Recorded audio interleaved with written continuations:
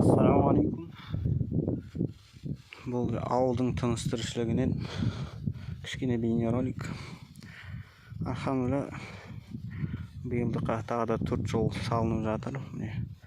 Тас құмы төселіп, пристеліп, домалатылды. Бүгіннен бастап асфальт төселеді деген.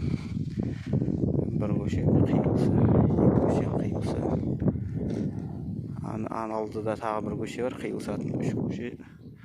Сосын осы көшеде қиылысатын бір көше бар, 4 көше, жалпы 4 көше. Бұрынғы жылы, 2 жыл бұрын 3 көше төселген асфальт.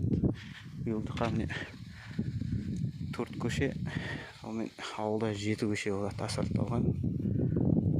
Мұнда техникалар тұр.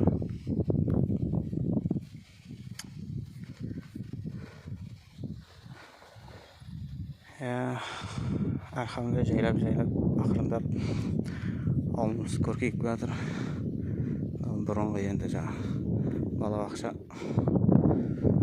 мәдениет үйі биыл күрделі жөндеуден өтті. Төбесі профилиспен қапталды. Ішкі жұмыстар жасалды, әлі жұмыстар жасалып жатқан сияқты.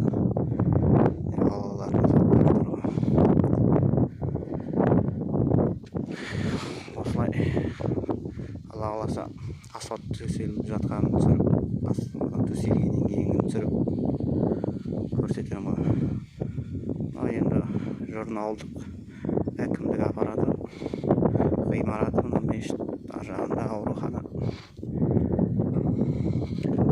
Ауылдан көшіп кеткендерге, ауылды сағынушыларға ауылдың қазіргі жағдайы осындай.